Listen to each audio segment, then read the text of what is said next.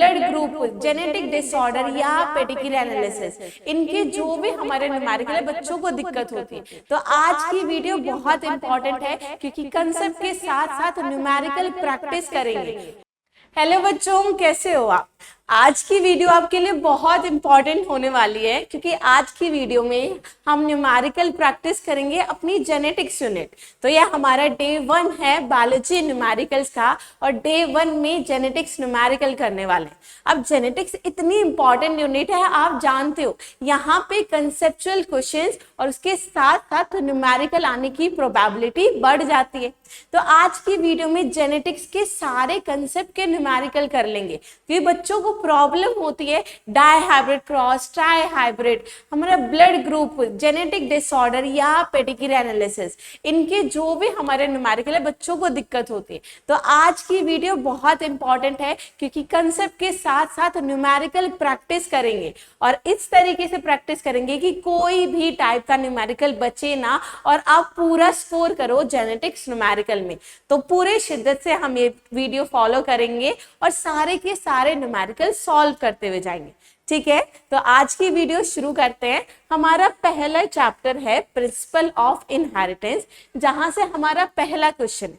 अब पहला क्वेश्चन है, देखो हमारा क्वेश्चन कह रहा है कि अगर एक blood group, if a parent has blood group A, अगर एक पेरेंट का ब्लड ग्रुप ए है और दूसरे पेरेंट का blood group B, the offspring have which blood group. अब ऑफस्प्रिंग में कौन कौन से ब्लड ग्रुप पॉसिबल है? मैं मानती हूं आई ए है तो हो सकता है वो हेट्रोजाइगस हो या हो सकता है वो आई के लिए होमोजाइगस हो, दोनों में ये ब्लड ग्रुप होगा। बी के लिए भी हो सकता है वो हेट्रोजाइगस हो, आई बी आई, या हो सकता है वो आई बी हो। समझ गए? अब अगर यहाँ पे हम बात करें, मैं मान लेती हूँ कि यहाँ पे क्रॉस कराया, अगर ये क्रॉस कराते हैं तो ऑफस्प्रिंग में सिर्फ और सिर्फ आई ए आई बी पॉसिबल होगा। तो आप भाग के इस ऑप्शन की तरफ नहीं जाओगे क्योंकि पॉसिबिलिटी तो हो सकती है ना कि पेरेंट का जीनोटाइप ये होगा, यहाँ पे तो ओनली लिख दिया है, तो ओनली लिख के ये ऑप्शन आपका गलत हो चुका है। अब मान के देखते हैं कि क्या पता हमारे ब्लड ग्रुप दोनों हेट्रोजाइगस हो। चलो वो पॉसिबिलिटी देखते हैं। ठीक है, हम पॉसिबिलिटी देखेंगे। ओके, स्टार्ट करते हैं। अगर ये हमारा क्रॉस होता है तो यहाँ पे दो टाइप के गैमेट पॉसिबल हैं, आई ए और आई। यहाँ पर भी दो टाइप के गैमेट पॉसिबल है, आई बी और आई। अब हम क्या करते हैं, क्रॉस करते हैं। तो आई ए आई बी के साथ अगर मिक्स हुआ तो आई ए बी बनेगा, ए बी तो बन गया। आई ए आई के साथ हुआ तो यहाँ पे ए ब्लड ग्रुप, आई बी और आई, ठीक है, और आई। तो अब देखो कितने टाइप के ब्लड ग्रुप पॉसिबल, यहाँ पे ए बी पॉसिबल है, A blood group, B blood group और ओ। इसका मतलब है अगर पेरेंट हेट्रोजाइगस हैं तो पॉसिबिलिटी है कि हमारे चारों टाइप के ब्लड ग्रुप अपीयर होंगे ऑफस्प्रिंग में। तो ऑप्शन आपका कौन सा सही हो जाएगा? आपका फोर्थ ऑप्शन सही हो जाएगा। क्लियर हुआ? इस तरीके से सारी पॉसिबिलिटी इंक्लूड करके हम क्वेश्चन को सॉल्व करते हैं। चलो अब अपने अगले क्वेश्चन पे चलते हैं। हमारा अगला क्वेश्चन कह रहा है if a child of O blood group, मतलब चाइल्ड का ब्लड ग्रुप ओ है तो उसका जीनोटाइप तो आई होना चाहिए, तभी तो ओ ब्लड ग्रुप आएगा। Has B blood group father, अब फादर का ब्लड ग्रुप है बी, तो बी ब्लड ग्रुप में पॉसिबिलिटी होमोजाइगस की भी होती है और पॉसिबिलिटी हेट्रोजाइगस आई भी हो सकता है। अब यहाँ पे अगर हम देखें तो हम ये दोनों तो एलिमिनेट कर दें। ठीक है, अब एक बात बताओ, इनमें से अगर देखो तो यहाँ पे हमारा जो चाइल्ड है उसका जीनोटाइप आई है, इसका मतलब ये जो आई है ये एक तो मदर से आया होगा, दूसरा आई फादर की तरफ से आया होगा। इसका मतलब है फादर के पास स्मॉल आई होना जरूरी है। इसका मतलब ये हम एलिमिनेट कर देंगे, ब्लड ग्रुप बी होगा और वो हमारी हेट्रोजाइगस कंडीशन में, तभी तो स्मॉल आई अगली जनरेशन में पास हो रहा है। तो यहाँ पे ऑप्शन कौन सा आ जाएगा? ऑप्शन आ जाएगा आपका फोर्थ। बताओ, अब समझ आ रहा है किस तरीके से क्वेश्चन सॉल्व करते हैं? सारी पॉसिबिलिटी इंक्लूड करके उसके बाद क्रॉस कराते हैं। चलो फिर से हमारा एक ब्लड ग्रुप वाला क्वेश्चन है, चलो सॉल्व करके देखते हैं।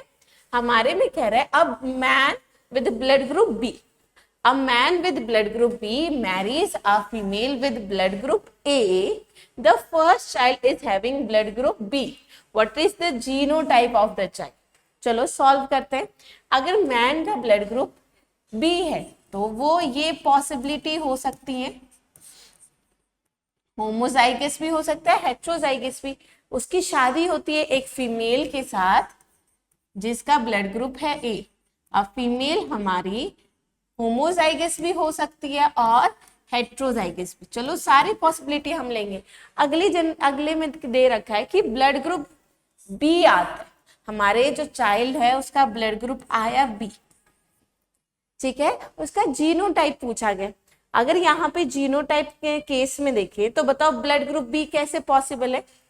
अगर हमारे होमोजाइगस पेरेंट होंगे तो सिर्फ और सिर्फ IA पॉसिबल होगा ना। इसका मतलब होमोजाइगस तो नहीं है, हम किसकी तरफ लेके चलेंगे? दोनों को दोनों हेट्रोजाइगस। अब ये क्रॉस तो हम ऑलरेडी कर चुके हैं। इस केस में क्या क्या आएंगे? IB पॉसिबल होगा, IBI पॉसिबल होगा, IA और I पॉसिबल होगा और हमारा I और I पॉसिबल होगा।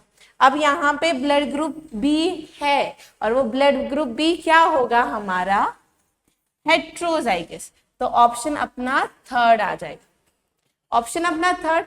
इसको सिंपल तरीके से भी तुम एलिमिनेट कर सकते थे कि अगर यहाँ पे ब्लड ग्रुप B हमारी नेक्स्ट जनरेशन में आना, इसका मतलब हमारे ये पॉसिबिलिटी तो हो ही नहीं सकती।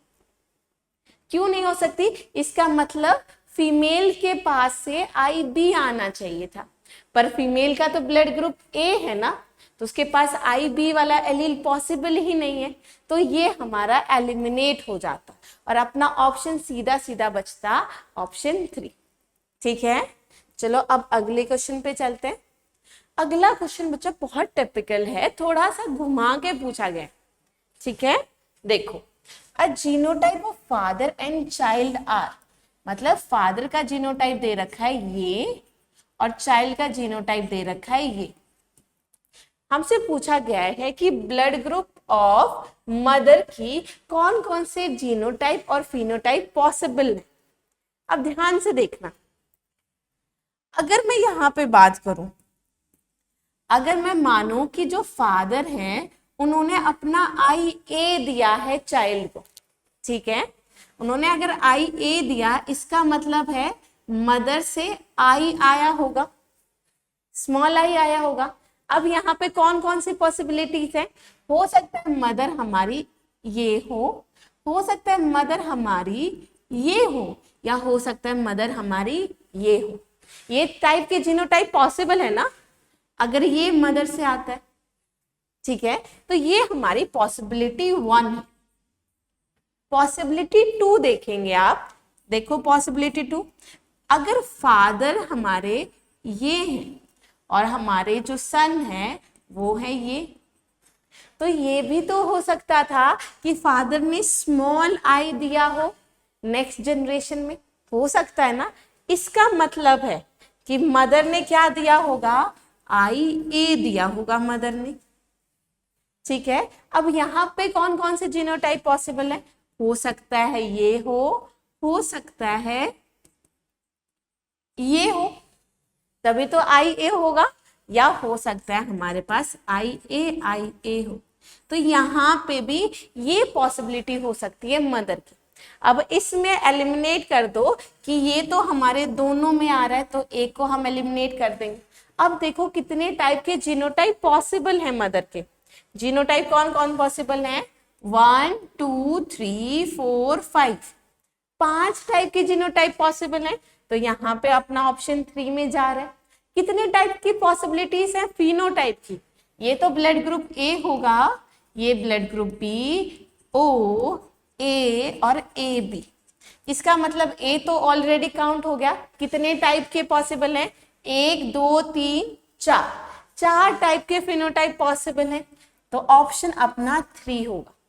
तो शॉर्ट बात ये है कि हमें सारी टाइप की पॉसिबिलिटी इंक्लूड करनी होती है जब भी ब्लड ग्रुप का आपके लिए क्वेश्चन है। समझ गए? चलो अब चलते हैं अपने अगले क्वेश्चन पे। अपना अगला क्वेश्चन कहता है in a dihybrid cross when one pair of allele show incomplete dominance genotypic ratio, एक मिनट बच्चा, that will be phenotypic, ठीक है, इसको काट के phenotypic कर लो।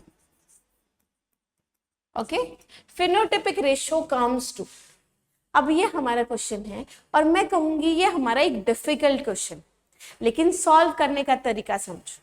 जब हम डाई हाइब्रिड क्रॉस पढ़ते हैं, डाई हाइब्रिड क्रॉस में ये कहते हैं अगर उन 2 जीन्स को हम सिंगल सिंगल भी देखेंगे तो वो अपनी मोनो हाइब्रिड क्रॉस दिखाते हैं।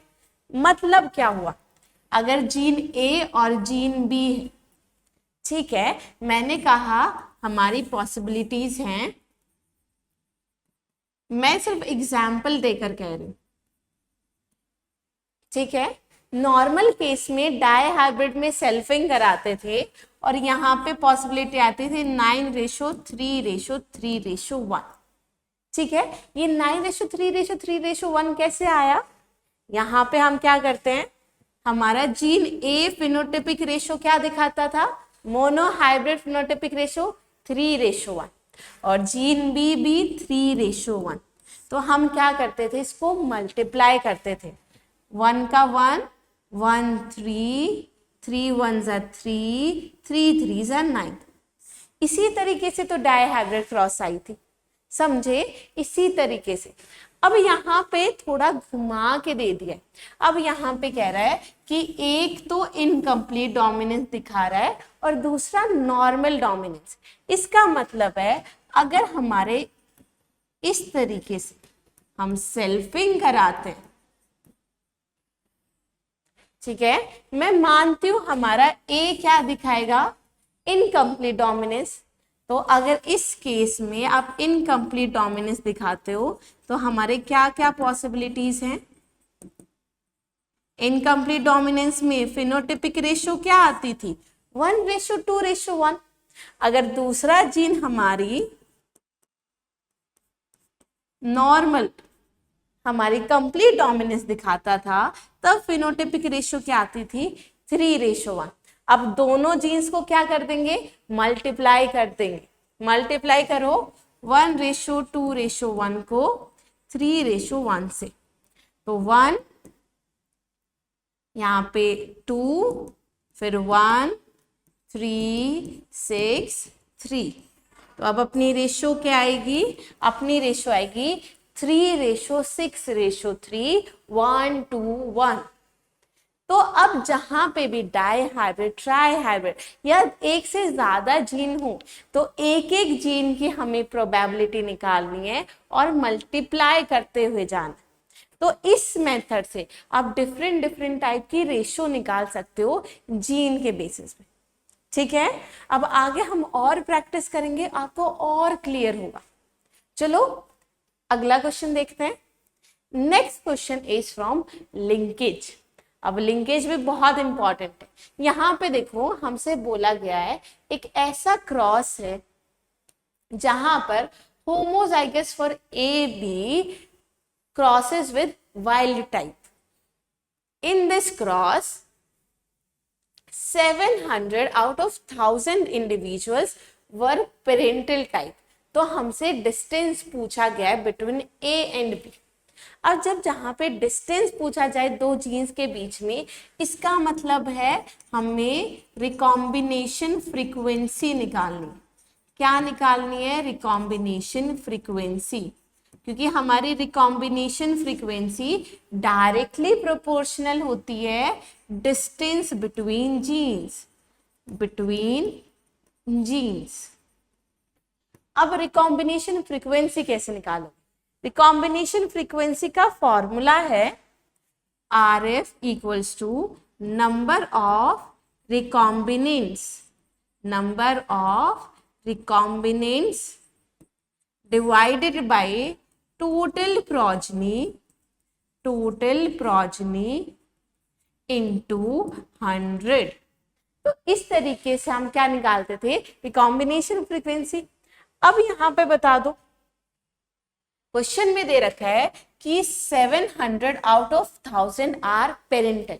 अगर 700 पेरेंटल हैं तो रिकॉम्बिनेंट्स कितने बचे, रिकॉम्बिनेंट्स हमारे कितने बचेंगे, रिकॉम्बिनेंट्स कैसे निकालोगे, 1000 माइनस 700, क्योंकि 700 पेरेंटल थे ना, तो हमारे कितने बचेंगे 300। मतलब 1000 में से 300 रिकॉम्बिनेंट है, तो यहाँ पे फॉर्मूला लगा दो, नंबर ऑफ रिकॉम्बिनेंट 300 आ गया और टोटल प्रोजनी हमारी 1000 है इंटू 100। तो इस तरीके से हमारी रिकॉम्बिनेशन फ्रीक्वेंसी क्या आई, 30%। और 30% रिकॉम्बिनेशन फ्रीक्वेंसी है तो डिस्टेंस कितना होगा, 30 सेंटीमॉर्गन, या इसी को हम क्या लिखते हैं 30 मैप यूनिट्स। तो आंसर अपना क्या आ जाएगा, आंसर अपना आ जाएगा थर्ड, क्या आ जाएगा 30 मैप यूनिट्स।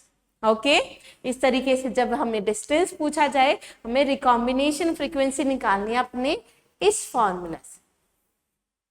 ओके, चलो अब आगे चलते हैं। हमारा अगला क्वेश्चन फिर से लिंकेज का है, लेकिन यहाँ पे हमसे सीक्वेंस ऑफ जीन्स पूछा है। हम पढ़े हैं ना कि genetic map Alford Stuart one sir ने दिया था on the basis of recombination frequency. तो यहाँ पे ध्यान से देखो, हमें दे रखे percentage of crossing over, the percentage of recombination. ठीक है, तो ए और बी के बीच में 20% रिकॉम्बिनेशन फ्रीक्वेंसी है, बी और सी के बीच में 28% और ए और सी के बीच में 8%। अब इस तरीके से जब रिकॉम्बिनेशन फ्रीक्वेंसी दी जाए और आपको जीन्स का सीक्वेंस निकालना है, तो सबसे पहले शुरू करो सबसे छोटे रिकॉम्बिनेशन फ्रीक्वेंसी से। सबसे छोटे रिकॉम्बिनेशन फ्रीक्वेंसी ए और सी के बीच में 8% हमारी रिकॉम्बिनेशन फ्रीक्वेंसी है, मतलब इनके बीच में 8 सेंटीमॉर्गन डिस्टेंस। जितनी कम रिकॉम्बिनेशन फ्रीक्वेंसी उतना ही कम उनके बीच में डिस्टेंस। इतना क्लियर हुआ। अब आगे देखो, ए और बी के बीच में 20 और ए और सी के बीच में 28, बी और सी के बीच में 28। तो अब अगला कौन सा है, 8 के बाद 20% है ना, तो ए और बी मतलब इनके बीच में 20% रिकॉम्बिनेशन फ्रीक्वेंसी है। तो 20% रिकॉम्बिनेशन फ्रीक्वेंसी, तो इनके बीच में 20 सेंटीमॉर्गन आ गया ना। अब यहां से देखो ऑटोमेटिकली तुम्हारा तीसरा निकल आया। कैसे, बी और सी के बीच में कितना था 28%, बी और सी के बीच में कितना हो गया 28 सेंटीमॉर्गन, 20 प्लस 8 28 सेंटीमॉर्गन। और ये तुम्हारा क्या आ गया, जीन सीक्वेंस। आंसर क्या आएगा आपका, BAC। बहुत सिंपल न्यूमेरिकल था, बहुत आसान, और बहुत बार पूछ लेते हैं जीन सीक्वेंस। तो यहाँ ऐसे टाइप के क्वेश्चन आपको प्रैक्टिस करने की बहुत जरूरत है। अब आगे चलते हैं अपने अगले क्वेश्चन पे। हमारा अगला क्वेश्चन डाई हाइब्रिड क्रॉस का है। यहाँ पे हमसे पूछा गया है, if a pea produces 25,060 seeds during dihybrid cross, तो हमें राउंड येलो रिंकल्ड ग्रीन के बीच में क्रॉस हुआ है और हमें फ्रीक्वेंसी निकालनी है रिंकल्ड येलो, राउंड येलो और रिंकल्ड ग्रीन। तो यहाँ पे देखा जाए तो हमारी फिनोटाइप की बात हुई है, तो हम फिनोटाइपिक रेशियो निकाल लेंगे। कैसे निकालेंगे, हमारे राउंड येलो मतलब जब हेट्रोजाइगस के बीच में क्रॉस हुआ तो हमारे पास फिनोटाइपिक रेशियो क्या आती थी, 9:3:3:1, यही आती थी ना। चलो अब यहाँ पे अगर मैं निकालने चलूं तो हमारे फिनोटाइप क्या होंगी, 9 हमारे वो इंडिविजुअल होंगे जो दोनों ही ट्रेट के लिए डोमिनेंट है, मतलब राउंड और येलो सीड्स। ठीक है, 1 हमारे वो इंडिविजुअल होते हैं जो दोनों के लिए क्या हो, रिसेसिव हो, मतलब रिंकल्ड और ग्रीन सीड्स। समझ गए। आगे देखो, जो 3 और 3 है ये हमारे रिकॉम्बिनेंट होते हैं, मतलब एक हमारा डोमिनेंट ट्रेट, दूसरा हमारा रिसेसिव। तो यहाँ पे मैं मान लेती हूँ ये राउंड और ये हमारा ग्रीन, ये रिंकल्ड और ये हमारा येलो, मतलब एक डोमिनेंट ट्रेट और एक रिसेसिव। अब ये निकालते ही आपका क्वेश्चन सॉल्व हो जाएगा। कैसे हो जाएगा? हमसे क्या पूछा है सबसे पहले? रिंकल्ड और येलो। यहाँ पे रिंकल्ड येलो कौन से हैं? 3, मतलब out of 16 3 are showing wrinkled and yellow. और टोटल सीड्स हमारे पास गिवन है 2560। अब यहाँ पे अगर तुम निकालने चलोगे तो ये हो जाएगा 8, ये हो जाएगा 1 2 8 5, ठीक है। चलो फिर इसको काट के देखो, अगर इसको हम काटेंगे ये कितना आएगा? 160, और 160 को 3 से 480, मतलब 480 ऐसे इंडिविजुअल्स हैं जो क्या शो करेंगे? हमारे रिंकल्ड येलो। अब अगर राउंड येलो निकालोगे तो ये हमारे क्या है? Round yellow. राउंड येलो मतलब 9 आउट ऑफ 16 और टोटल सीड्स गिवन है 2560। इसको काटोगे तो ये कितना आया? 160। 160 को अगर 9 से मल्टीप्लाई करते हो दैट इज 1440। तो हमारे सॉल्व हो रहे हैं। लास्ट हमारे पास बचा है रिंकल्ड ग्रीन।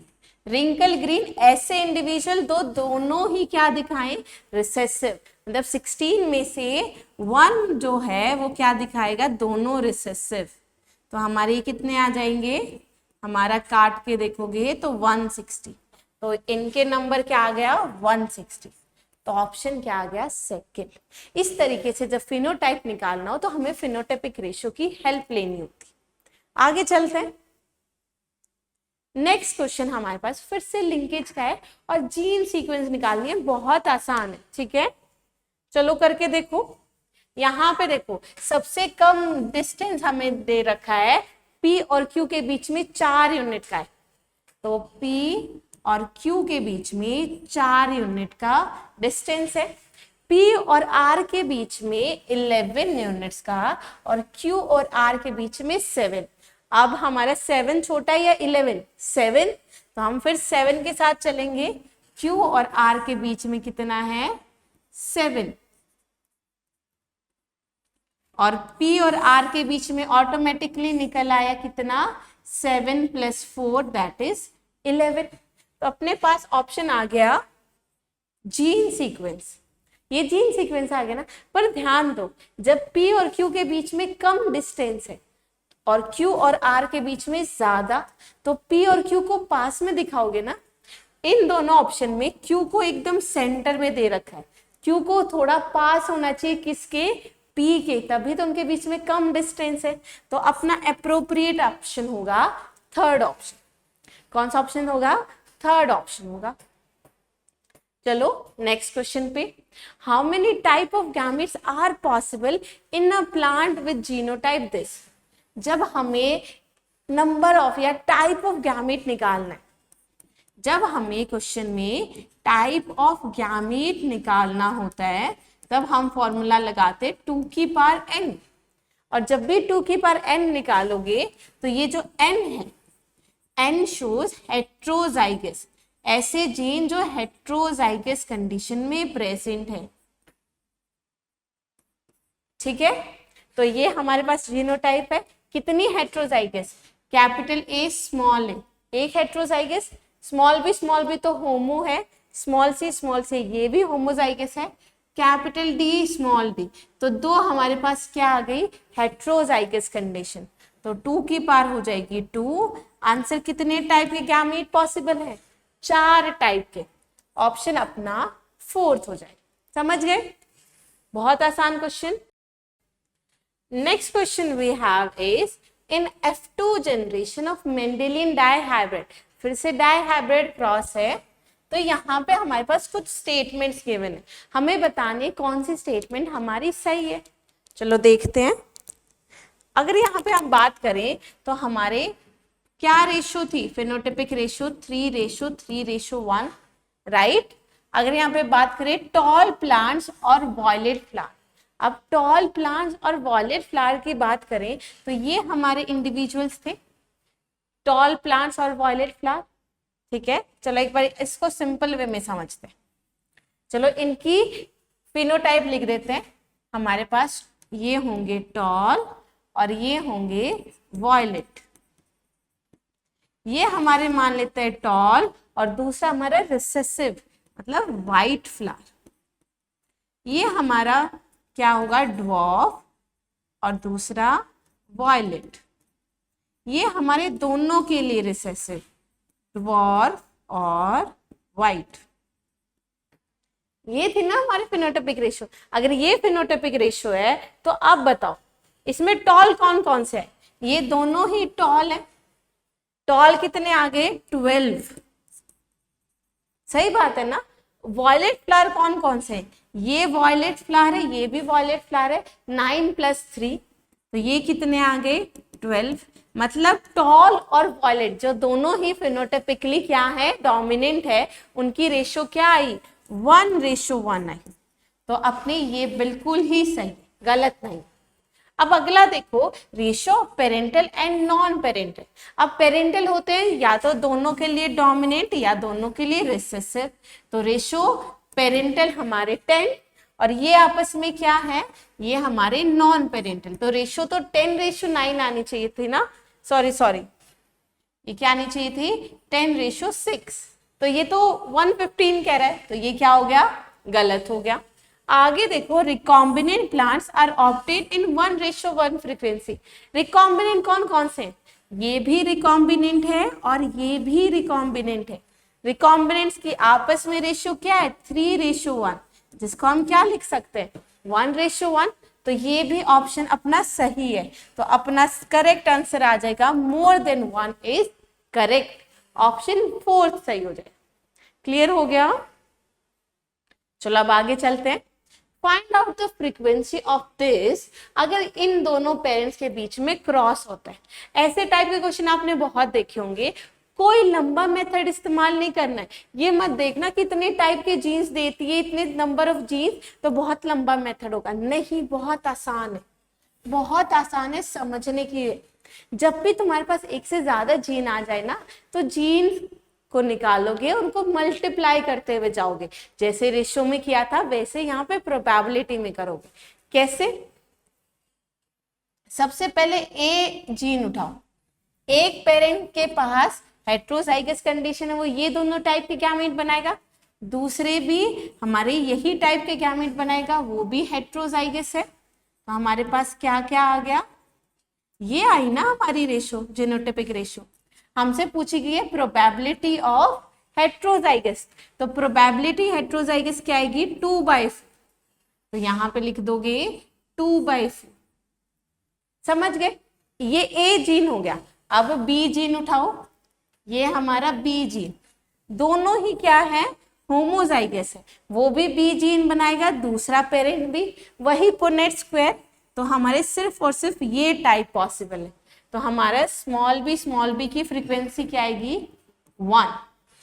अब सी जीन उठाओ। सी जीन में एक हमारा दिखाता है कैपिटल सी, दूसरा parent small C. Punnett square बनाएंगे, सिर्फ और सिर्फ capital C small C type के इंडिविजुअल पॉसिबल हैं। तो इसकी फ्रीक्वेंसी आ जाएगी 1।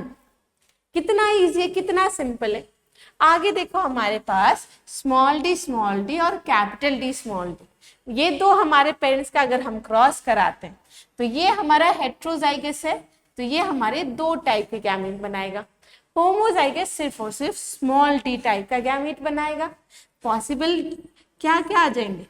ये 2 टाइप के हमारे ऑफस्प्रिंग पॉसिबल है। हमसे पूछा गया है हेट्रो, तो ये हमारे क्या आ जाएगा? 1/2 आ जाएगी। तो इसको हम मल्टीप्लाई कर देंगे 1/2 के साथ। फिर अपना चलो ई जीन। ई जीन एक पेरेंट तो हेट्रोजाइगस है, मतलब 2 टाइप के गैमेट बनाएगा। दूसरा पेरेंट होमोजाइगस है, सिर्फ और सिर्फ स्मॉल ही दे रहा है।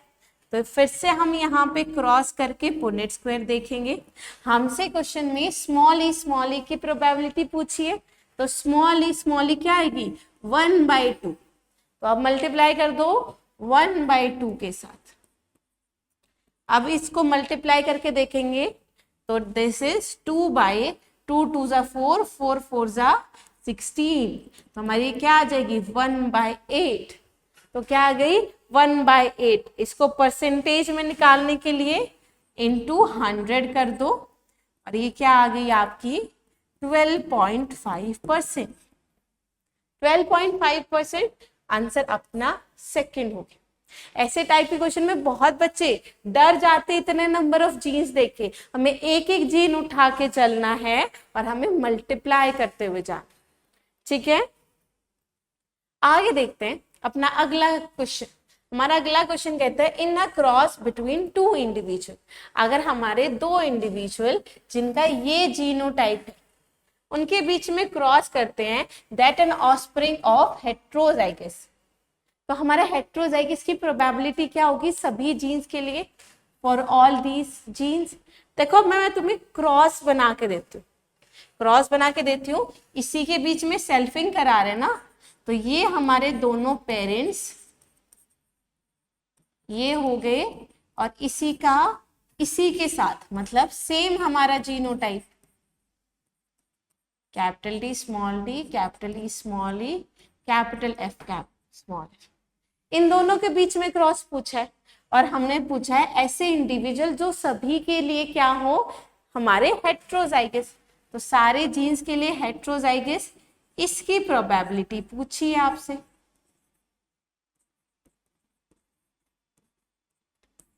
तो क्या आप ये निकाल दोगे? कैसे निकालोगे? एक एक जीन की प्रोबेबिलिटी फ्रीक्वेंसी निकालोगे और उसको मल्टीप्लाई करते हुए चलोगे। तो ये क्वेश्चन मैं आपके लिए दे रही हूं, ये हमारा क्वेश्चन नंबर 1 जिसका मैं जवाब चाहती हूँ आपसे। पिछले क्वेश्चन में ही करके आए और मैं चाहती हूँ आप मुझे ये आंसर को कमेंट में, ताकि मुझे समझ आए कि क्या आपको ये क्लियर हुआ। इन दोनों का क्रॉस करेंगे और हमसे इसकी प्रोबेबिलिटी पूछिए, ए जीन की प्रोबेबिलिटी निकालो, फिर बी की, फिर सी की, और सबको मल्टीप्लाई करते हैं। सेम मेथड है, सेम हमारा अप्लाई होगा। ओके, चलो फिर अपने अगले क्वेश्चन पे चलते हैं। नेक्स्ट क्वेश्चन देखो, फिर से हमारा लिंकेज का क्वेश्चन है, ठीक है। हमसे सीक्वेंस ऑफ जीन्स निकालने के लिए पूछा है जब हमारी रिकॉम्बिनेशन फ्रीक्वेंसी हो ये। तो हमारे पास मेथड क्या था, सबसे पहले सबसे छोटी वाली रिकॉम्बिनेशन फ्रीक्वेंसी के साथ चलेंगे। बी और सी के बीच में 5 है रिकॉम्बिनेशन फ्रीक्वेंसी, तो कितना डिस्टेंस 5 सेंटीमीटर, ठीक है। अब 5 के बाद यहाँ पे देखो हमारा अगला है 15% और ये है 10%, ठीक है। तो अगर हम बात करें या तो बी की तरफ आगे चलो या सी की तरफ आगे। अब ए डी में से ना तो हमारे पास ए है ना डी है, तो हम इसको छोड़ देंगे। अगला हम उठाएंगे ए और सी। ए और सी में मतलब सी और ए के बीच में कितनी है 15%, तो कितनी आ गई 15 सेंटीमॉर्गन। इतना क्लियर हो गया।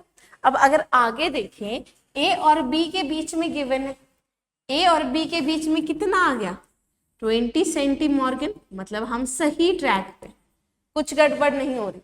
अब आगे देखोगे हमारे पास ए आ गया। अब ए और डी के बीच में 10% और बी और डी के बीच में 30%, तो सबसे छोटा कौन सा है 10% है ना, तो ए और डी के बीच में कितना 10 सेंटीमॉर्गन।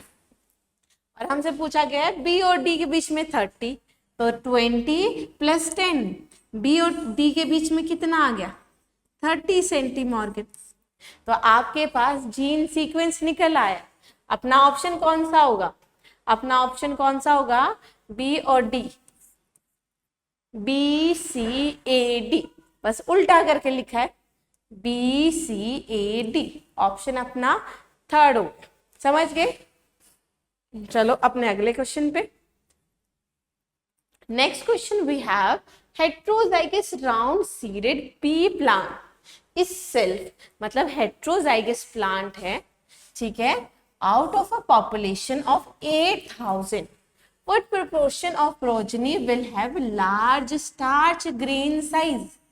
अब कंफ्यूज नहीं होना, मुझे पता आपके दिमाग में आएगा, ऊपर तो वो राउंड सीड की बात कर रहे हैं, नीचे वो स्टार्च ग्रेन की बात कर रहे हैं। ध्यान दो, हमारा बी जीन जो कि क्या दिखाता था, प्लियोट्रॉपी। प्लियोट्रॉपी का मतलब है एक से ज्यादा कैरेक्टर्स को कंट्रोल करता है। कैसे करता है, हमारे वो दो कैरेक्टर्स है, एक तो हमारी सीड शेप, सीड शेप में वो कंप्लीट डोमिनेंस दिखाता है, दूसरा हमारे पास स्टार्च ग्रेन, स्टार्च ग्रेन में वो इनकम्प्लीट डोमिनेंस दिखाता है। क्या दिखाता है, इनकम्प्लीट डोमिनेंस, इनकम्प्लीट डोमिनेंस। ठीक है, चलो शुरू करते हैं। हमसे क्वेश्चन में दे रखा है कि हमारी सेल्फिंग हुई हेट्रोजाइगस की, तो capital B small B heterozygous है, उसका क्रॉस होता है कैपिटल बी स्मॉल बी के साथ। यहाँ पे हमारे पास नेक्स्ट जनरेशन में ये आएगी जीनोटाइपिक रेशो। इस जीनोटाइपिक रेशो में हमसे पूछा गया लार्ज स्टार्च ग्रेन, तो ध्यान से देखो, जब दोनों ही हमारे होमोजाइगस डोमिनेंट हो तो हमारे लार्ज होते हैं स्टार्च ग्रेन, जब दोनों ही रिसेसिव हो तो हमारे स्मॉल होते हैं। अब ये मत समझना एक भी कैपिटल बी आ गया तो लार्ज हो जाएंगे, नहीं, ये इनकम्प्लीट डोमिनेंस है। इनकम्प्लीट डोमिनेंस में हेट्रोजाइगस इंटरमीडिएट कंडीशन दिखाता है, तो मीडियम साइज के स्टार्च ग्रेन। अब यहाँ पे हमसे लार्ज पूछा है, लार्ज मतलब हमारे टोटल में से लार्ज पूछा है, तो 1/4 हमारे पास टोटल सीड प्रोड्यूस हो रहे 8,000, इसको 8,000 से मल्टीप्लाई कर दोगे और आंसर आ जाएगा आपका 2,000। आंसर क्या आ गया आपका 4,000। समझ गए, इस तरीके से क्वेश्चन सॉल्व करना। अब अगला क्वेश्चन देखो, अगला क्वेश्चन कह रहा है मिस्टर एक्स हीमोफिलिक है, हीमोफिलिक है और कैरियर है फिनाइल कीटोन यूरिया के लिए।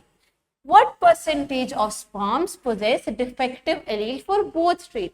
कोई चिंता की बात नहीं है, जो हम अभी तक करते आए हैं ना टाइप ऑफ गैमीट निकालना, वही है और बहुत आसान। कैसे निकालोगे, पहले तो मिस्टर एक्स का जीनोटाइप निकालो। वो हीमोफिलिक है, मतलब हीमोफिलिक हमारी एक्स लिंक्ड डिसीज है, तो हीमोफिलिक होगी तो उनका ये जीनोटाइप आ जाएगा। और वो कैरियर है फिनाइल कीटोन यूरिया के लिए।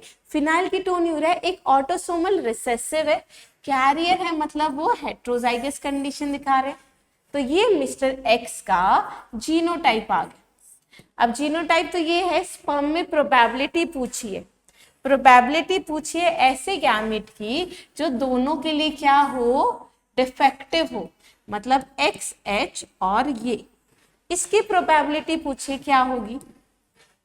अगर इन दोनों में मैं बात करूं, क्या प्रोबेबिलिटी हमारे XH आने की, आधी प्रोबेबिलिटी है XH आए और आधी है Y आए, तो XH की कैसे निकालोगे, 1/2, 1/2 पहला जीन हो गया ना, दूसरे जीन को मल्टीप्लाई करना है, कैसे, इसमें प्रोबेबिलिटी है कि हमारा कैपिटल A आए या हमारा स्मॉल A आए, हमें स्मॉल a का पूछना है तो ये भी 1/2 होगा, तो इसको मल्टीप्लाई कर दोगे 1/2 के साथ, क्या आ जाएगा 1/4।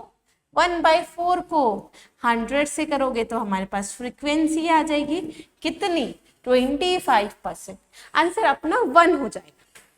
आगे चले, अगला क्वेश्चन देखो, how many type of gametes can be produced by plants having this genotype. अब जीनोटाइप से टाइप ऑफ गैमीट निकालना है, अभी हम निकाल कर आए हैं।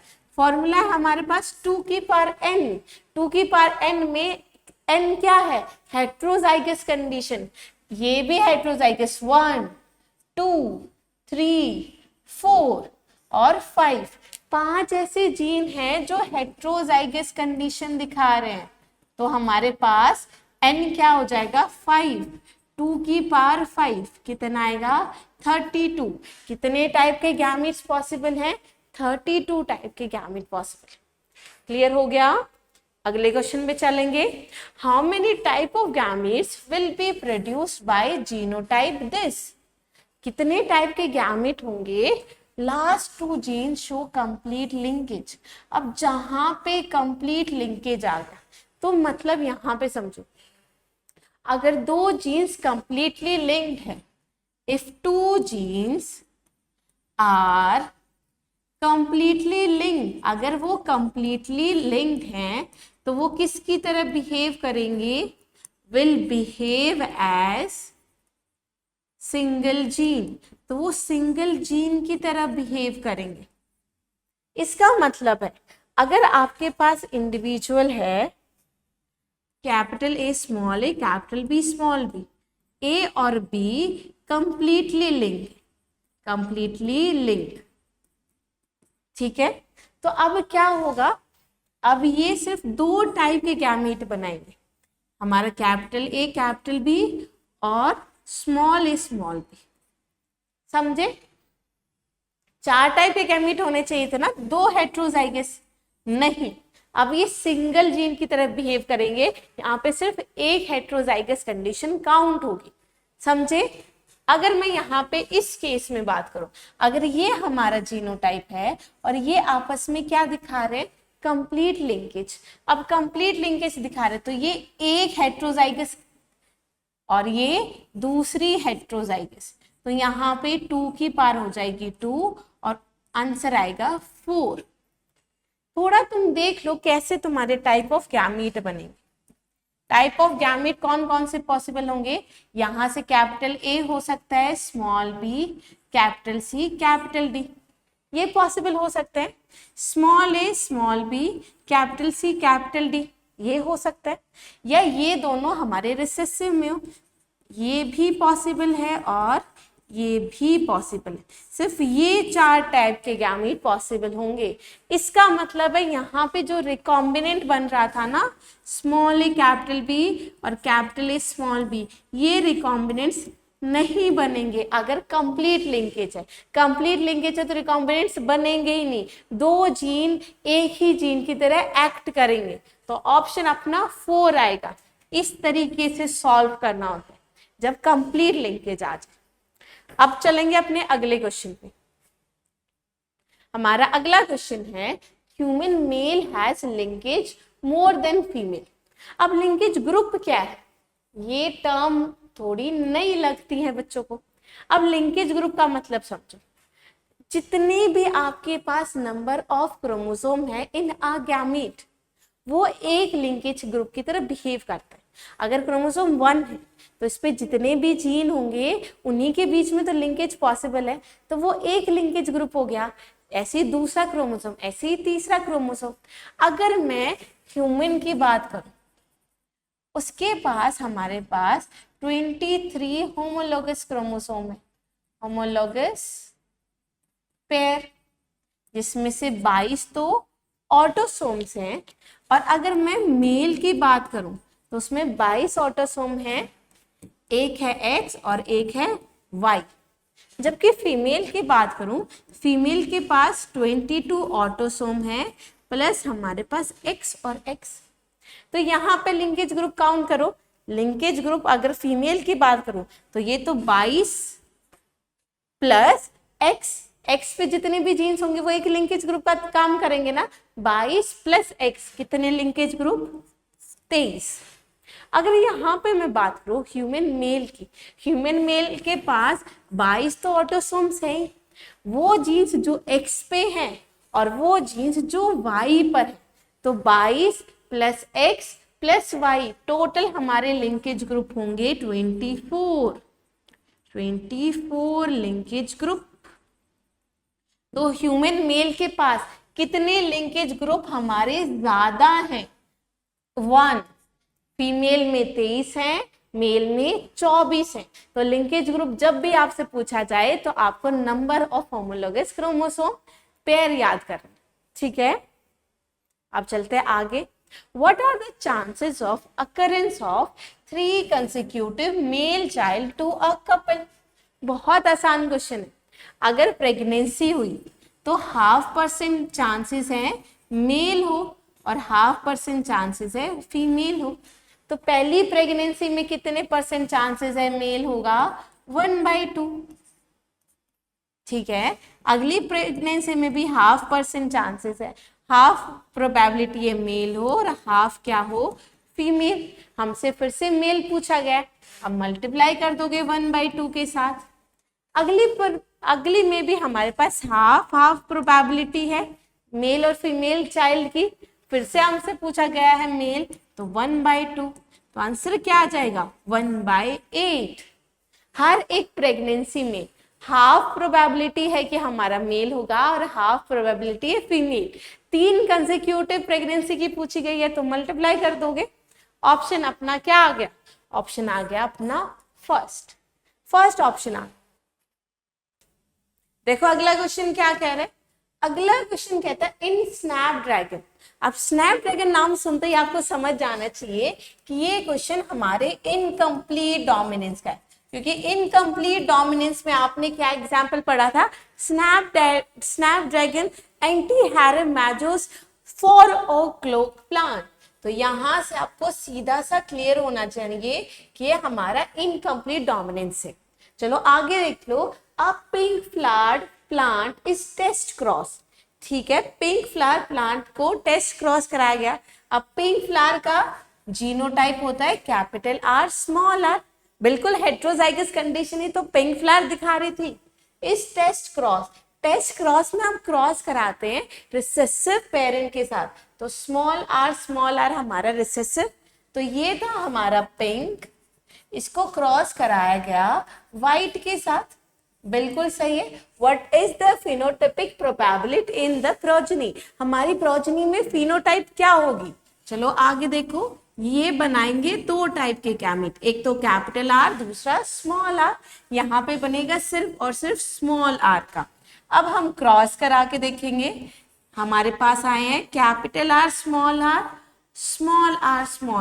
मतलब रेशियो आई है पिंक और व्हाइट, तो हमारी रेशियो क्या आई 1:1, किसके, पिंक और व्हाइट के। तो ऑप्शन कौन सा सही है, ऑप्शन 3 सही है। बड़ा अच्छा क्वेश्चन, इस टाइप के रोज पूछे जाते हैं। आगे देखो, if a colour blind female, देखो कलर ब्लाइंडनेस से क्वेश्चन है, हमारे जेनेटिक डिसऑर्डर एक फेवरेट टॉपिक है हमारे नीट का। देखो एक कलर ब्लाइंड फीमेल है, कलर ब्लाइंड एक एक्स-लिंक्ड रिसेसिव है। अगर फीमेल को कलर ब्लाइंड होना है, इसका मतलब है उसके दोनों ही एक्स क्रोमोसोम पे रिसेसिव एलील होगा, तभी तो एक्सप्रेशन हुआ है। Marries a man whose mother was also colour blind, एक मैन है, ठीक है, जिनकी मदर क्या है, कलर ब्लाइंड। फादर का जब तक नहीं दिया हो, जिस पेरेंट के बारे में मेंशन नहीं करते, तो हम उसे नॉर्मल लेके चलते। अब अगर इनके बीच में क्रॉस होगा तो मदर अपना ये क्रोमोसोम देगी सन को, इसका मतलब है अगर मदर हमारी कलर ब्लाइंड है तो सन भी हमारा क्या होगा, कलर ब्लाइंड होगा। तो इसका क्रॉस एक मैन से हुआ जो भी खुद भी क्या थे, कलर ब्लाइंड थे। आगे देखो, what are the chances of her progeny having colour blindness, तो क्रॉस करा के देखते हैं, बिल्कुल आसान सी बात है। हम क्रॉस करा के देखेंगे, XC डॉटर XC बन सकती है, डॉटर XCY भी बन सकती है, बिल्कुल सही है। और यहां पे अगर हम देखें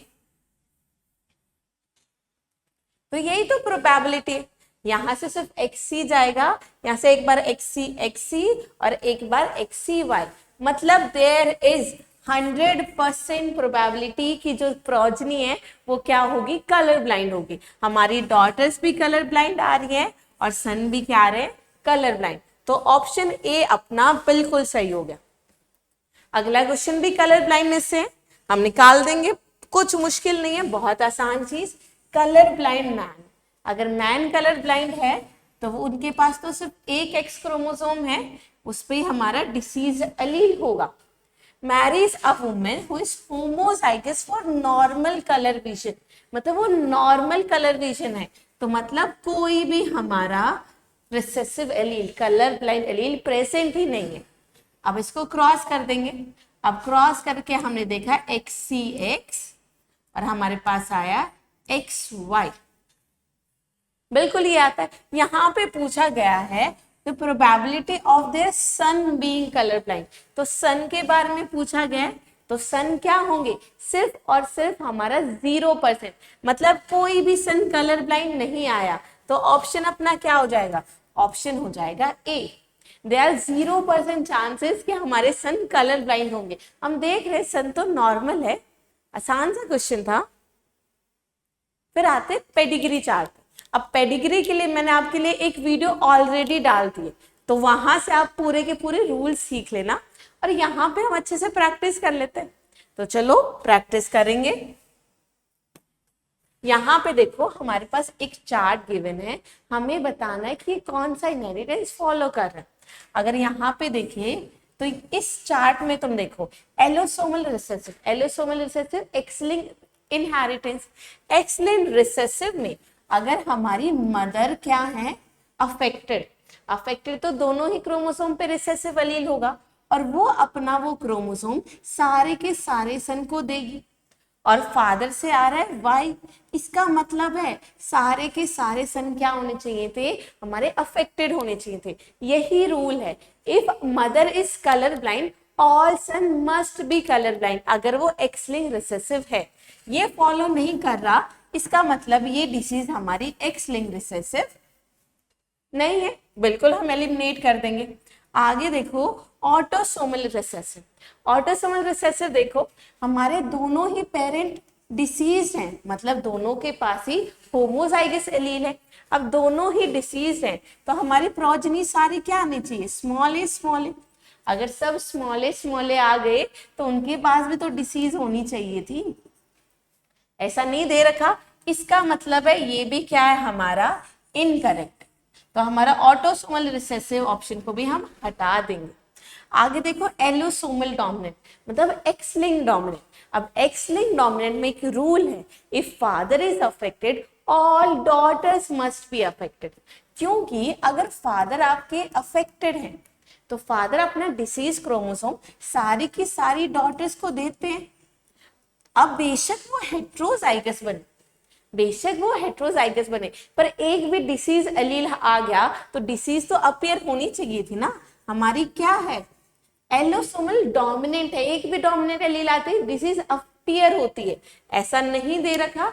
इसका मतलब है हमारी जो डिसीज है वो एलोसोमल डोमिनेंट ही नहीं है। आगे ऑप्शन बचा ऑटोसोमल डोमिनेंट। अब ऑटोसोमल डोमिनेंट हम बना के देख लेंगे। अब ऑटोसोमल डोमिनेंट मान लेते हैं capital A capital A capital A small a, दो हेट्रोजाइगस के बीच में क्रॉस होता है तो हमारे पास ये प्रोजनी आ सकती है और यहाँ पे आ सकता है कैपिटल ए स्मॉल ए। अब कैपिटल ए स्मॉल ए आ गया, ये भी स्मॉल ए, तो इस केस में ये स्मॉल ए, ये कैपिटल ए स्मॉल आ तो गया, कहीं कुछ प्रॉब्लम नहीं। इसका मतलब हमारा पेडिग्री कौन सा इनहेरिटेंस फॉलो कर रहा है, ऑटोसोमल डोमिनेंट। जब भी ऐसे क्वेश्चन आए तो आपको ये देखना है, एलिमिनेट करके, गोल्डन रूल से एलिमिनेट करो, जो ऑप्शन बच जाए उसके हिसाब से जीनोटाइप बना दो, तो इससे सारे क्वेश्चन सॉल्व हो जाएंगे। पेडिग्री से डरना नहीं है, टेक्निक से सॉल्व करना है। अगला क्वेश्चन देखो, हमसे ये पूछ रखा है ए और बी क्या होगा। अब यहाँ पे आप देख सकते हो एक्स वाई मेंशन नहीं कर रहा, इसका मतलब हमें ये पता है या तो ये ऑटोसोमल डोमिनेंट को फॉलो करेगा या ऑटोसोमल रिसेसिव को। तो दोनों में से ऑप्शन देखो कौन सा। अगर यहाँ पे देखें तो जनरेशन स्किप हो रही, हमारा एक रूल है ऑटोसोमल डोमिनेंट में, इफ प्रोजेनी इज अफेक्टेड वो one of the parents must be affected. दोबारा सुनो, if progeny is affected one of the parent must be affected, अगर वो ऑटोसोमल डोमिनेंट है। अगर ऐसा नहीं हो रहा तो वो हमारी डिसीज ऑटोसोमल डोमिनेंट नहीं है। तो एक बार करके देखो। अब अगर मैं समझाऊं कि प्रोजेनी मान लेते हैं हमारी हेट्रोजाइगस, अफेक्टेड के पास एक कैपिटल ए होगा तभी तो अफेक्टेड होगी, तो ये जो कैपिटल ए है या तो मदर ने दिया होगा या फादर ने। अगर फादर ने दिया होता तो फादर के पास एक भी कैपिटल ए आया तो वो अफेक्टेड होने चाहिए थे ना। यही तो गोल्डन रूल है। अगर प्रोजेनी में डिसीज दिखाई दे रही है, अगर वो डोमिनेंट है तो one of the parent must be affected. अगर ऐसा फॉलो नहीं हो तो आप इसको एलिमिनेट कर दोगे, इसका मतलब ये हमारी डिसीज ऑटोसोमल डोमिनेंट नहीं है। ऑप्शन बचा ऑटोसोमल रिसेसिव। अब ऑटोसोमल रिसेसिव इनहेरिटेंस तक पहुंच गए। अब आपको जीनोटाइप बताना है। जीनोटाइप समझो, हमारे ऑटोसोमल रिसेसिव में हमारे अफेक्टेड इंडिविजुअल कब होंगे, जब दोनों ही एलील क्या हो, रिसेसिव हो। एक भी डोमिनेंट आता तो वो तो अनअफेक्टेड हो जाता ना, मतलब जो भी अफेक्टेड दिखे उसे होमोजाइगस रिसेसिव बना दो। अब बाकी देखो, इस केस में हमारे दोनों ही अनअफेक्टेड है, मतलब दोनों के पास ही एक कैपिटल ए तो है ही। अब अगर यहाँ पे देखें, एक स्मॉल ए फादर ने दिया होगा, दूसरा स्मॉल ए मदर ने दिया होगा। अब इनके पास स्मॉल ए है तो ये दूसरी जनरेशन में दे रहे हैं, लेकिन खुद अनअफेक्टेड है, मतलब दोनों ही क्या है, हेट्रोजाइगस। अब दोनों हेट्रोजाइगस है तो कंडीशन हमारे पास ये हो सकती है। अब अगले केस में ये स्मॉल ए ये कैपिटल ए भी हो सकता है, कैपिटल ए स्मॉल ए भी हो सकता है। तो देखो हमने जीनोटाइप बना दिया, कहीं कोई प्रॉब्लम नहीं, कहीं कोई रूल हम नहीं तोड़ रहे। अब तुम यहाँ पे देखो, हमसे पूछा गया था इसका जीनोटाइप और इसका जीनोटाइप। एक तो हमारे अफेक्टेड है तो बी तो हमारा स्मॉल ए होगा, ए क्या होंगे, हेट्रोजाइगस। ऑप्शन क्या हो गया, 1। यहाँ पे हम मुश्किल से मुश्किल पेडिग्री करेंगे, जहां पे घुमा फिरा के इनहेरिटेंस पूछते, घुमा फिरा के जीनोटाइप, तभी तो पेपर में तुम अच्छे से करके आ पाओगे।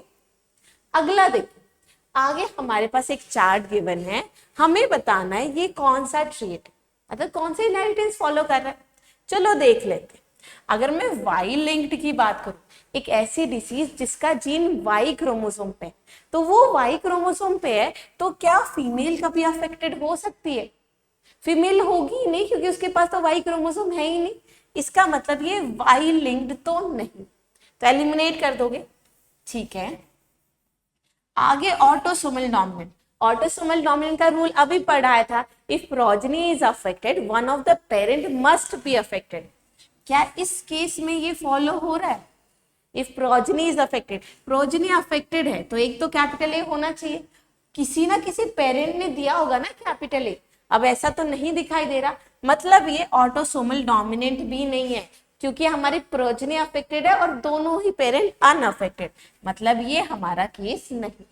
अब ऑप्शन बचा एक्स लिंक्ड रिसेसिव और एक्स लिंक्ड डोमिनेंट, इतना समझ आ गया। अब यहाँ पे तुम देखो, एक्स लिंक्ड डोमिनेंट का भी सेम रूल है। अगर हमारी प्रोजेनी में मान लेती हूँ कि ये डी डोमिनेंट एलील को रिप्रेजेंट कर, इसका मतलब ये एक्स क्रोमोसोम मदर ने दिया होगा, मदर ही तो अपना क्रोमोसोम देती है, बिल्कुल सही बात है। और अगर मदर के पास डोमिनेंट एलील है तो हमारे वो सभी को देती ना, और वो खुद भी अफेक्टेड होती, तो मतलब ये एक्स लिंक्ड डोमिनेंट भी नहीं है। ध्यान से सुनना, एक्स लिंक्ड डोमिनेंट हो ऑटोसोमल डोमिनेंट हो, दोनों में same rule, if progeny is affected one of the parent must be affected.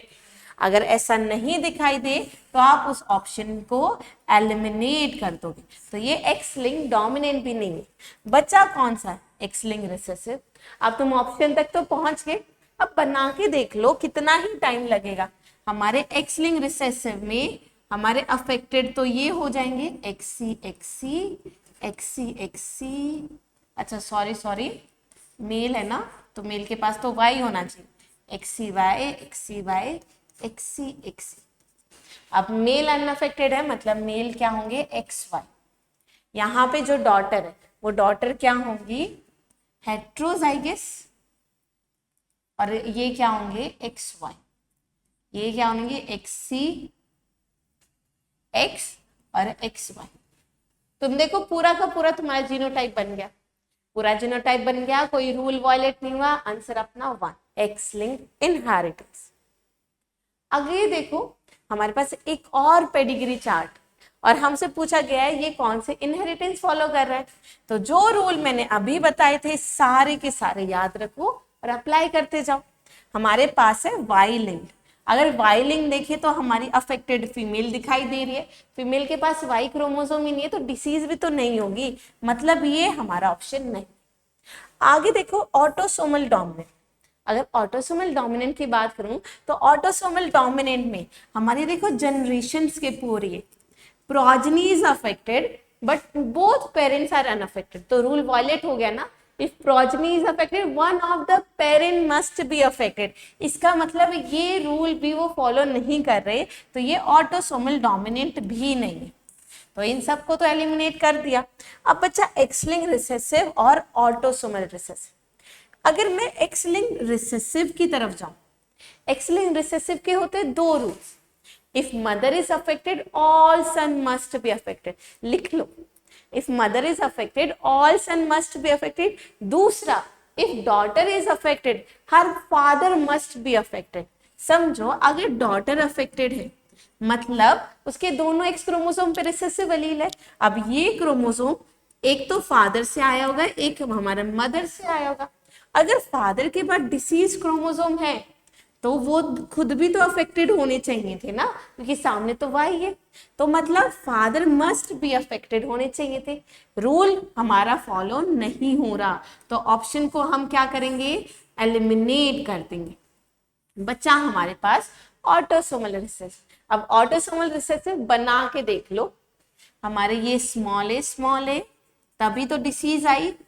आगे ये हमारा कैपिटल ए स्मॉल ए हो सकता है, तो ये क्या होंगे, capital A small A, capital A small A. हमारे स्मॉल ए स्मॉल ये होंगे कैपिटल ए स्मॉल।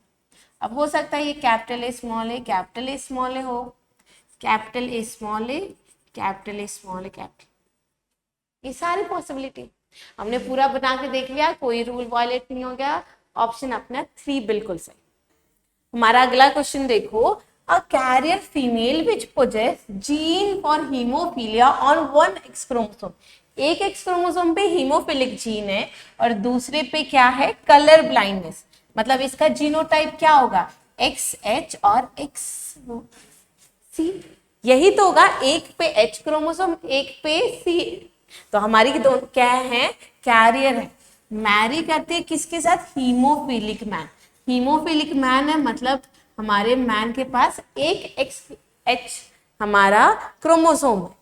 तो यहाँ पे तुम देख सकते हो हमें प्रोजनी बनानी है। हमसे पूछा गया है find out the proportion of progeny suffering from both diseases, ऐसी प्रोजनी जो दोनों ही डिसीज से सफर कर। चलो पहले बना के देखो, XHX डॉटर हमारी आ गई हीमोफिलिक, ठीक है, ओके। XHY सन आ गए हीमोफिलिक, कोई मुश्किल नहीं है, आसान है। XCXH, ठीक है, XCXH मतलब यहाँ पे जो डॉटर है वो क्या है, कैरियर है फॉर बोथ द डिसीजेस, ना ही कलर ब्लाइंडनेस ना ही हीमोफिलिक, कैरियर है। आगे हमारे पास आया XCY मतलब सन है कलर ब्लाइंड सन। अब क्वेश्चन में हमसे पूछा गया था ऐसी progeny which is suffering from both disease, मतलब उसमें दोनों ही डिसीज हो। यहाँ पे अगर हम बात करें ये तो दोनों ही हीमोफिलिक है, कलर ब्लाइंड नहीं है, ये सिर्फ और सिर्फ कलर ब्लाइंड है, और ये कैरियर है दोनों डिसीज के लिए, पर इसमें खुद कोई डिसीज अपीयर नहीं होगी। तो कोई भी ऐसी प्रोजनी नहीं है जिसमें दोनों ही डिसीज शो हो। तो ऑप्शन अपना कौन सा, थर्ड हो गया। चलो आगे चलो, अगला हमारे पास मॉलिक्यूलर बेसिस शुरू हो चुका है। प्रिंसिपल के तो अलग अलग टाइप के बहुत सारे क्वेश्चन प्रैक्टिस कर लिए, pedigree, genetic disorder, codominance, incomplete, सारे के सारे क्वेश्चन निपटा लिए। अब आगे चलते हैं मॉलिक्यूलर बेसिस के साथ। If sequence of one strand, तो एक स्ट्रैंड की सीक्वेंस दे रखी है आपको, लो बना लो पहले, ATGC ATCG, बिल्कुल सही है। Find out the sequence of complementary strand, हमें कॉम्प्लीमेंट्री स्ट्रैंड की सीक्वेंस निकालनी है, बहुत आसान है। आप क्या करोगे, TACG TAGC, और ये मत करना भाग के पहले ऑप्शन की तरफ, फिर तो गलत हो जाएगा। ऐसा नहीं करना है, क्योंकि तुम्हें ध्यान देना पड़ेगा कि क्वेश्चन हमसे पूछ रहा है फ्रॉम 5 प्राइम टू 3 प्राइम। ऐसे तो ये क्या होती 3 प्राइम टू 5 प्राइम, तो हम क्या बताएंगे 5 प्राइम टू 3 प्राइम। तो इसको दोबारा से बनाओ, 5 प्राइम टू 3 प्राइम रीड करेंगे तो क्या होगी, CGAT GCAT, तो ऑप्शन अपना कौन सा आ गया, ऑप्शन अपना सेकेंड। कौन सा ऑप्शन सही हो गया, सेकेंड ऑप्शन सही हो गया। चलो अगले क्वेश्चन की तरफ। अगला हमारा क्वेश्चन कहता है इन विच केस टीएम, टीएम होता है melting point, value of DNA is highest. कहाँ पे हमारा मेल्टिंग पॉइंट हाईएस्ट होगा। मेल्टिंग पॉइंट हमारा वो टेम्परेचर होता है जहां पे डीएनए पूरी तरीके से डीनेचुरेट कर जाए। मतलब वो पूछना चाहता है कौन सा टेम्परेचर होगा जहां पे डीएनए डीनेचुरेट कर जाए, मतलब double stranded single stranded DNA बना ले। अब ध्यान से समझो, अगर जीसी और एटी की बात करें तो जीसी के बीच में ट्रिपल हाइड्रोजन बॉन्ड है और एटी के बीच में डबल। मतलब इस जिस डीएनए में जितना ज्यादा परसेंटेज हमारा जीसी कंटेंट होगा, मतलब उतना ही मुश्किल है उसको सिंगल स्ट्रैंडेड बनाना।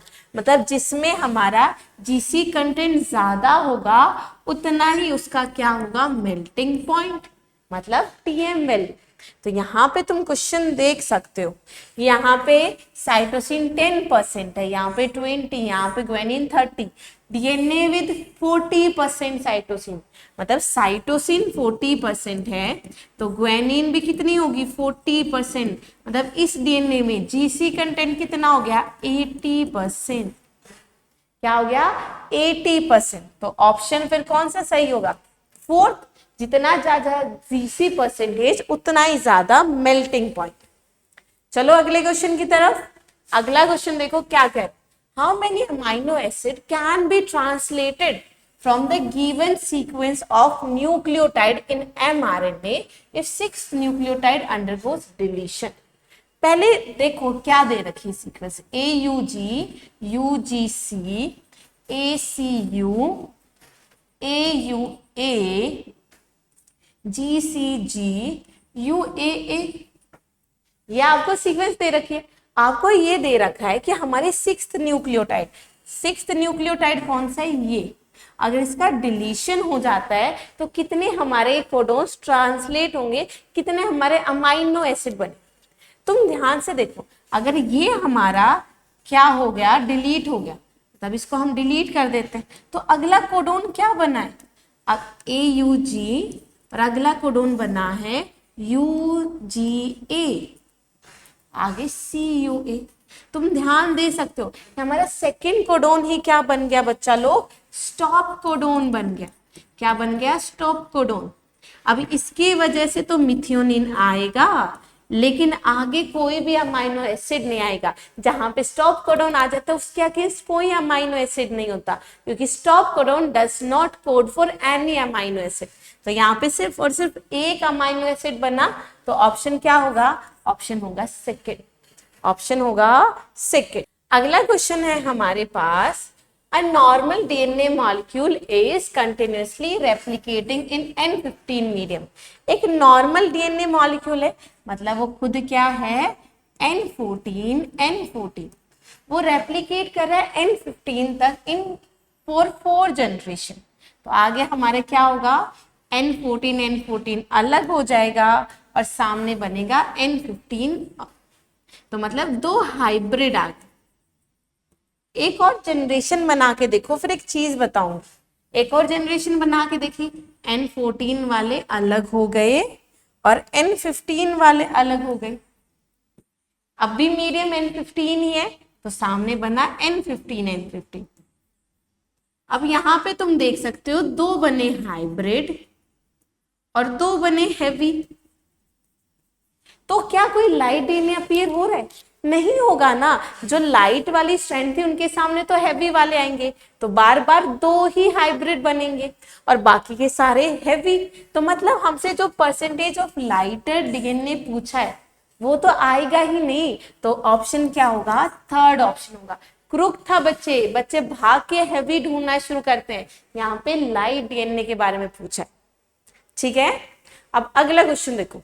अगला क्वेश्चन हमसे कह रहा है कि हमें सीक्वेंस बतानी है किसकी, हमारी टीआरएनए की। ये टीआरएनए गिवन है, हमें बताने पहला टीआरएनए कौन सा, दूसरा कौन सा, तीसरा कौन सा, हमें बताने जब ट्रांसलेशन हो। और ये हमें डीएनए सीक्वेंस दे रखी है, template strand by a DNA segment having the basis 3' to 5' दे रखे ना। तो तो चलो ये हमारी क्या हो गई template strand 3 ATA CCC ATG GGG। तो ये तो हमारी टेम्पलेट स्ट्रैंड हो गई। इसके सामने कॉम्प्लीमेंट्री बनती है mRNA। तो बहुत आसान है mRNA बनाना। देखो 3 के सामने 5 प्राइम, अब A के सामने क्या आएगा U, T नहीं आएगा U आएगा क्योंकि mRNA बना रहे। T के सामने A के सामने U, GGG UAU sorry UACCCC। तो हमारे पास ये स्ट्रैंड बन गई। बहुत आसान था, mRNA बना ली। अब तुम ध्यान से देखो mRNA और ये tRNA जिनके पास एंटी कोडोन है, मतलब पहला कोडोन उसके सामने एंटी कोडोन ही तो जोड़ना है।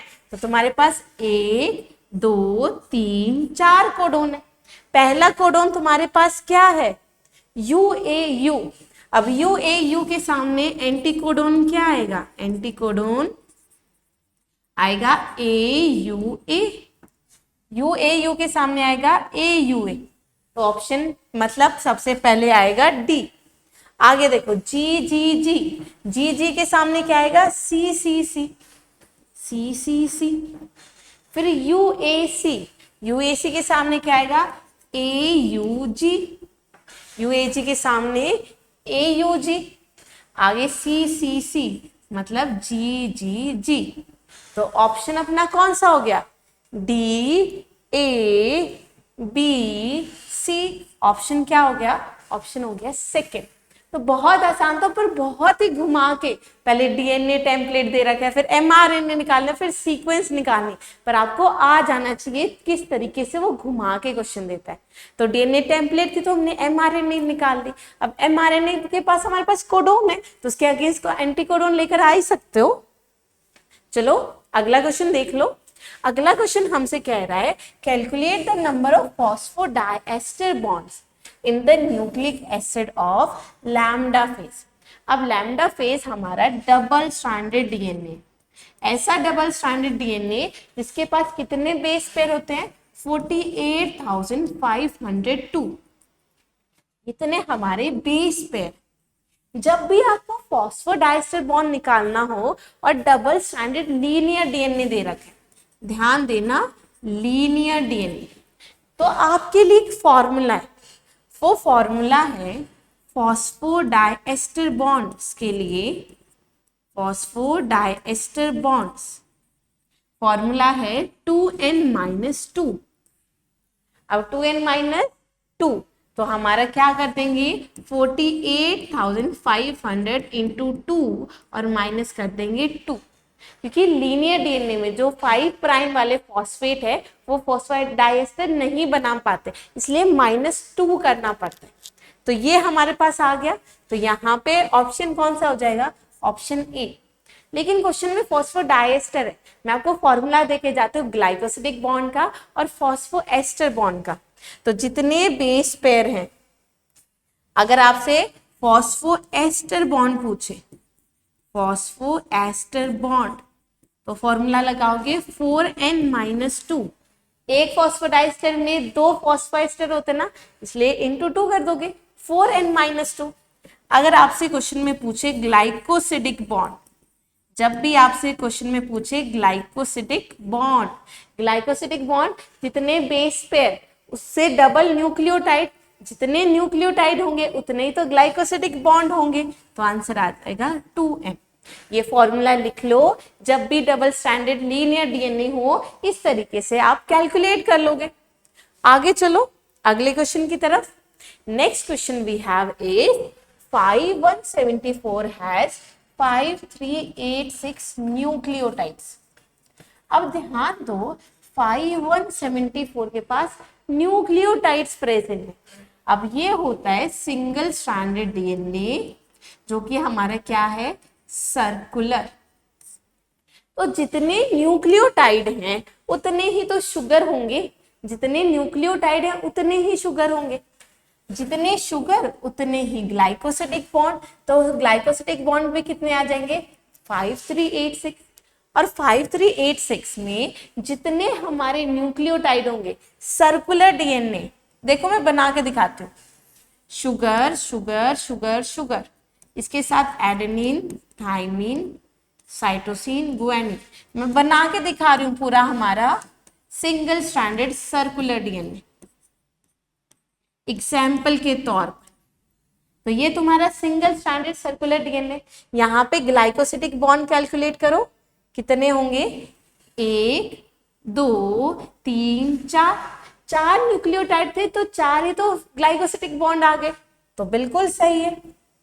अब फॉस्फोडाइस्टर, फॉस्फोडाइस्टर मतलब फॉस्फेट और उसके दोनों हाथ, फॉस्फोडाइस्टर, तो ये फॉस्फेट उसके दोनों हाथ, एक फॉस्फोडाइस्टर बॉन्ड, दूसरा, तीसरा और चौथा, मतलब सिंगल स्ट्रैंडेड सर्कुलर डीएनए में जितने हमारे न्यूक्लियोटाइड उतने ही फॉस्फोडाइस्टर बॉन्ड और उतने ही ग्लाइकोसिडिक बॉन्ड, तो आंसर अपना आ जाएगा सेकेंड, आंसर अपना सेकेंड आ जाएगा।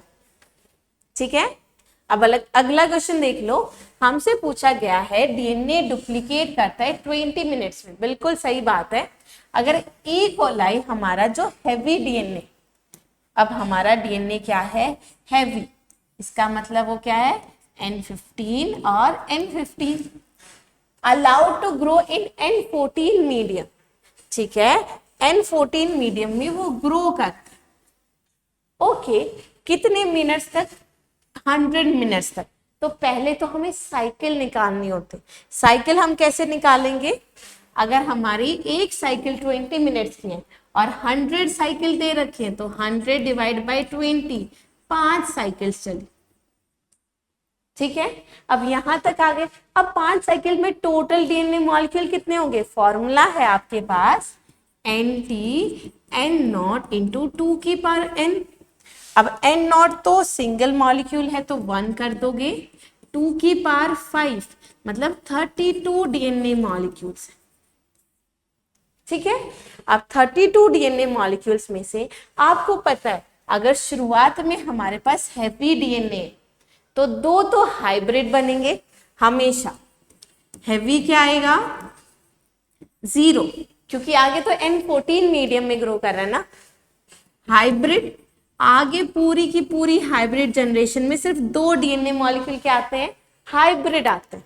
और 32 टोटल है, 32 माइनस 2, लाइट कितने आ गए हमारे पास 30, तो लाइट हमारे पास आ गए 30। तो इसको क्या करोगे, हमारे पास 115 पूछा गया है, find out ratio of hybrid and light DNA. Answer आपके पास कौन सा आ गया, सेकंड आ गया। इस तरीके से याद रखना, अगर आपके पास हैवी से शुरू कर रहा है तो हमारे पास हर बारी 2 हाइब्रिड आएंगे, अगर लाइट से भी शुरू करता है तो हर बारी 2 ही हाइब्रिड आएंगे। ठीक है, ये हमारे पास फॉर्मूला है। अब आगे देखो, आगे हमसे क्वेश्चन में पूछा गया है if a E. coli has 200 cytosine and 140 adenine residues, find out the total number of hydrogen bonds। इतना आसान है, मुश्किल नहीं है। डबल स्ट्रैंडेड डीएनए, साइटोसिन अगर 200 है, ठीक है, साइटोसिन 200 है तो ग्वानिन भी कितने होंगे 200, मतलब हमारे 200 में इनके बीच में क्या बॉन्ड होगा, ट्रिपल बॉन्ड होगा ना, तो मतलब 3 हाइड्रोजन, तो इन 200 को मल्टीप्लाई कर दोगे 3 से तो आ गया 600। समझ गए। अब आगे देखो, हमारे पास ए कितने हैं 140, मतलब ये 140 ए डबल बॉन्ड बनाते हैं किसके साथ, हमारे 140 थाइमीन के साथ, यही तो है। अब 140 डबल बॉन्ड बनाते हैं तो इसको मल्टीप्लाई कर दोगे और ये कितना आ गया हमारे पास 280, तो 600 बॉन्ड्स जीसी के बीच में और 280 बॉन्ड्स कितने 80 के बीच में, तो टोटल कितने हो गए 600 प्लस 280 088। आंसर आपका आ गया 880। क्या आंसर आ गया 880 आ गया। चलो अब अपने अगले क्वेश्चन की तरफ चलते हैं। Next question we have is from Hardy Weinberg equation. अगर हार्डी-वेनबर्ग की बात करें तो हमें फ्रीक्वेंसी दे रखी है recessive homozygous, that is 0.09। Recessive homozygous हमारे पास है स्मॉल ए स्मॉल ए की फ्रीक्वेंसी दे रखी है 0.09। तो अगर ए की आपको निकालनी है तो क्या करोगे, इसको स्क्वायर रूट कर दोगे। तो 0.09 का स्क्वायर रूट क्या होगा, 0.3।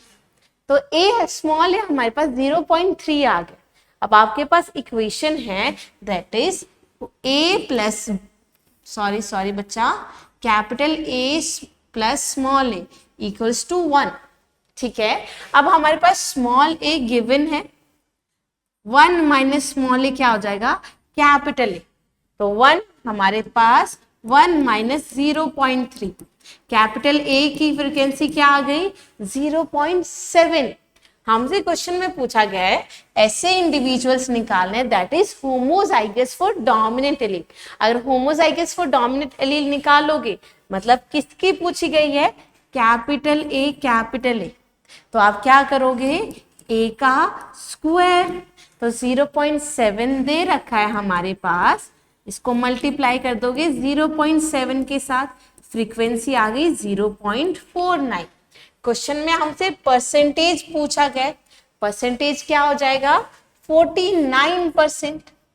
परसेंटेज क्या हो जाएगा 49% इंटू 100 कर दोगे तो ऑप्शन क्या आ गया, ऑप्शन आ गया 1। समझ गए, बहुत आसान है।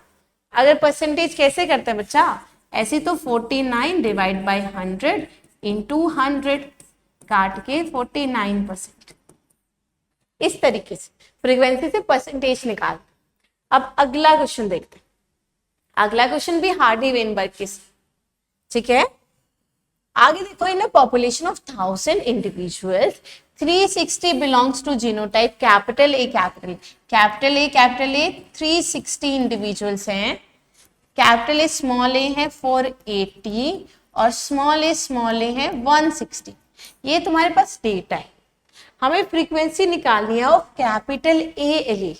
कैसे निकालोगे, आपके पास ये गिवन है ना, पहले इसकी फ्रीक्वेंसी निकालो।